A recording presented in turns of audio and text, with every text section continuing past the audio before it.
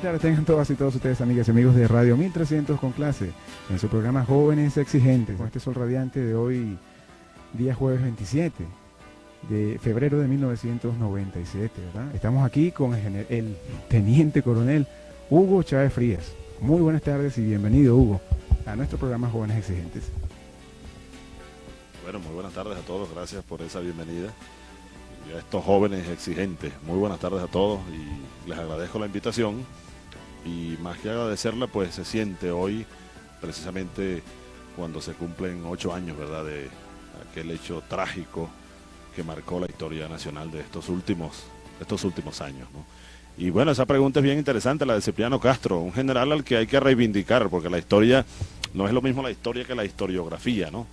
Cipriano Castro ha sido bastante maltratado por los historiadores, algunos historiadores venezolanos. Cipriano Castro, lo menos que puede uno decir a favor de ese personaje es que fue un nacionalista, que llegó a enfrentar incluso un bloqueo a las costas venezolanas y lanzó aquella proclama que dice: la planta insolente del extranjero ha hollado el suelo sagrado de la patria.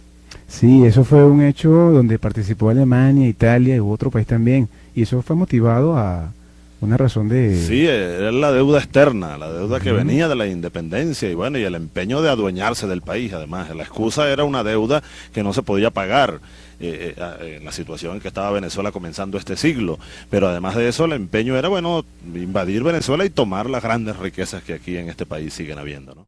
Vamos a escuchar un temita musical, ¿qué les parece? Bueno, bien bueno. ¿Verdad? A Esperanza Americana, de María Teresa Chacín.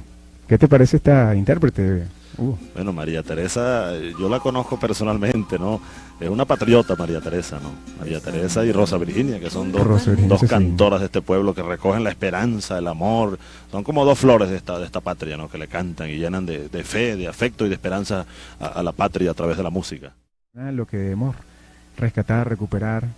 Y bueno, nosotros los jóvenes, los que estamos estudiando y todas las personas debemos hacerlo. También los no tan jóvenes, y como dicen por ahí echando broma, la juventud y la vejentud. Yo creo que nadie se pone viejo, mira, de verdad que se pone viejo el que quiere. Uno conoce gente por ahí de 18 años, de 20 años, que parecen ancianos, como también uno comparte con personas hasta de 70 y 80 años que son eternamente jóvenes. Depende de la fuerza vital que tú tengas y que la demuestres, que la pongas en servicio de un pueblo, de una causa noble, ¿no? Claro que sí.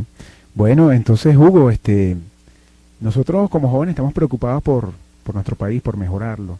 Toda esta serie de cosas que han estado pasando, pues nosotros queremos crear conciencia en la gente. Queremos que todo esto avance, ¿verdad? Que queremos que el país mejore, ¿no? Y bueno, hoy se está celebrando un hecho que, el aniversario más de un hecho que fue histórico para Venezuela. ¿Qué podemos recordar de esto? ¿Y en qué podemos reflexionar sobre esto? Bueno, fíjate, para nosotros la juventud militar, que hace 8 años presenció con un dolor terrible y participó también con un dolor terrible en algo a lo que Simón Bolívar, ese eterno joven que nos sigue guiando desde la eternidad, desde la presencia diaria, Bolívar calificó a los soldados que vuelven las armas contra su pueblo, con el término muy duro, pero el término lo dijo Bolívar. Dijo un día Simón Bolívar: maldito sea el soldado que vuelva las armas contra su pueblo. Un día como hoy, hace 8 años, a los militares venezolanos, especialmente los más jóvenes, nos cayó la maldición de Bolívar, la maldición bolivariana. Y yo lo decía hace poco en los actos del 4 de febrero pasado, cuando se cumplieron 5 años de nuestra insurgencia militar patriótica. El 27 de febrero de 1989 se decretó el 4 de febrero de 1992. Es decir, los militares jóvenes, especialmente las nuevas corrientes, abiertas al humanismo, abiertas al estudio, deseosas y angustiadas como toda la juventud venezolana por este país que se quiebra en pedazos, nosotros después de la tragedia de febrero del 89 decidimos ya de manera irreversible utilizar las armas del pueblo contra los traidores del pueblo, cosa que cumplimos poco tiempo después, el 4 de febrero de aquel 1992. Así que hoy, esta fecha, se recuerda con dolor por la violencia desatada, por la muerte, pero hay que reflexionar porque hoy las causas que originaron la explosión del Caracazo siguen latiendo en cada esquina, en cada barrio, en cada niño pobre, en la desnutrición, en la corrupción, en la inmoralidad desde los poderes del Estado. Es decir, lo que ocurrió entonces pudiera volver a ocurrir. Ojalá que no ocurra. Y nosotros los venezolanos de hoy, yo creo que estamos obligados a trabajar arduamente para evitar que eso ocurra. Pero para que no ocurra, tenemos que hacer algunas cosas. Entre otras, sacar del poder a estas personas que siguen desde los partidos políticos del estatus, expropiándole a los venezolanos el derecho a la misma vida. Yo le voy a preguntar, en estos momentos, usted nos ha hablado de la necesidad de cambiar a Venezuela, de que la juventud participe en un cambio que sea mejor. Ahora, ¿cuál es la propuesta que usted le quisiera enviar a la juventud de cómo sería su participación en estos cambios que debemos seguir todos los venezolanos? Bueno, fíjate que sí, los minutos son importantes para sacarles el máximo provecho. Todos los jóvenes que nos están oyendo, yo sé que ustedes los oyen, muchos jóvenes, y esos jóvenes son multiplicadores, ¿no? Con esa fuerza interna. Muchos jóvenes exigentes. Sí, exigentes además, y hay que ser exigentes. Yo agregaría algo más. Todo joven hoy en Venezuela, para ser joven de verdad, tiene que ser un joven inconforme con esta realidad que nos circunda. Nadie, ningún joven puede estar conforme con esto. Entonces, nosotros en el movimiento bolivariano, que cumple 15 años este 1997 de haber sido fundado y creado por muchachos. El movimiento bolivariano lo creamos 3 capitanes. No teníamos más de 24, 25 años cuando juramos darle la vida entera a la construcción a la reconstrucción del país, a colaborar en ella. Hoy en día, después de 5 años de la rebelión del 4 de febrero, tenemos una propuesta muy concreta al país que hemos llamado Agenda Alternativa Bolivariana. Hay una propuesta que es integral, una propuesta en lo económico, así una economía humanitaria y autogestionaria, una propuesta política, un nuevo Estado, una nueva república, una nueva forma de hacer política, una nueva forma de gobierno, a través de un proceso reconstituyente, a través de un proceso constituyente, para ir de verdad a un Estado que represente a la soberanía del pueblo. Hay una propuesta concreta en torno a un nuevo modelo, por ejemplo, de hacer educación, de llevar adelante, de cumplir con las necesidades de un país, de un pueblo. La propuesta nuestra, que aquí por cierto trajimos un folleto, se los vamos a dejar para que lo analicen con más calma, la agenda bolivariana, y para que lo discutamos, porque la estamos presentando al país. En este momento no hay ningún movimiento político en Venezuela que tenga una propuesta alternativa a esta maldición neoliberal que Caldera tomó el mismo proyecto de Pérez para destruir este país. No hay ningún otro movimiento y nosotros lo hemos lanzado a la discusión nacional y estamos convocando a los jóvenes, a los menos jóvenes, a la gente progresista, a los bolivarianos, a los nacionalistas, a los patriotas, a que nos unamos para llevar adelante la tarea de salvar al país. Aquí hay una propuesta concreta, incluso nosotros estamos considerando ahorita la posibilidad de ir a elecciones de 1998. Estamos discutiendo, estamos pesando en la balanza los pros y los contras, consultando al país, y yo me he comprometido a que en el mes de abril le anunciaremos a los venezolanos si vamos o no vamos al proceso electoral de 1998, y ojalá que lleguemos a él, y estamos invitando a todos a que nos sumemos a la discusión y a la construcción de ese proyecto de reconstrucción del país. Claro que sí. Bueno, es importantísimo reflexionar, ¿no?, a todo este tipo de cuestiones, ¿no? Nosotros queremos hacer eso, por supuesto, desde todas esas vías, desde la universidad, desde las escuelas, desde los liceos, ¿verdad? Que todo el mundo se sume a participar positivamente por esa reconstrucción que queremos hacer. No, estamos en esa idea todos. Pero hay que lograrlo de la mejor manera posible, ¿verdad? Donde, bueno, la participación se haga bien amplia, donde participe todo el mundo y, bueno, con esa reflexión, ¿no? Esa reflexión que debe haber, porque parece que nos hemos olvidado de pensar. La gente se ha olvidado ya de la actitud de pensar. Mucha gente dice, tengo que hacer tal cosa, tengo que hacer aquello, tengo que hacer lo otro, pero nadie dice, voy a pensar en algo, apagar un ratico el televisor, apagar un ratico la radio en algún momento determinado, pues, y ponerse a pensar, ponerse a escuchar su propia voz. Es la autocomunicación, la comunicación consigo mismo.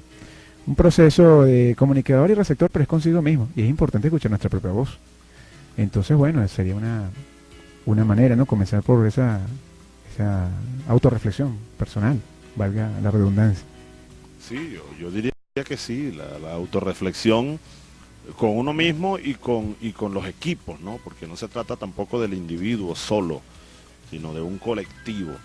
Y debo decirles que, hablando del mismo tema que estamos planteando, la agenda bolivariana como una propuesta alternativa para salvar este país, esta propuesta ha sido producto de un pensar, de un repensar y de ese mecanismo dialéctico del pensamiento y la acción, porque como decía hace siglos Cicerón en sus diálogos, y como se dice hoy, se sigue diciendo porque es una verdad y será eterna, lo decía Cristo Jesús de Nazaret, pensemos y actuemos. Como decía Simón Rodríguez, inventemos, erremos, volvamos a inventar. Pero el proceso de la vida, de la construcción, de la historia de los pueblos, es un proceso permanente de pensamiento y de acción.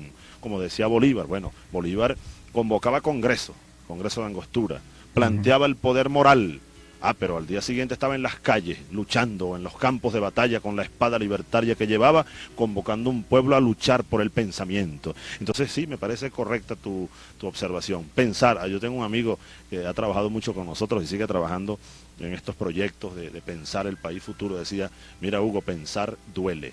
Hay que darle vueltas a las ideas, cocinarlas, sacarlas a la realidad para ensayarlas como en un laboratorio, corregir lo que haya que corregir, desechar lo que haya que desechar, pero avanzando en pensamiento, acción, nuevo pensamiento, nueva acción. Esa dialéctica tiene que llevarnos por el camino de la salvación de la humanidad. Y definitivamente que la comunicación es muy importante. Y cuando me refiero a comunicación en todos sus niveles, en la familia, en el padre, la madre, los hijos, pues, para que se pueda sustentar algo positivo. Se habla mucho de globalización, pero vamos a globalizar a nosotros mismos, que es la integración propia de nosotros.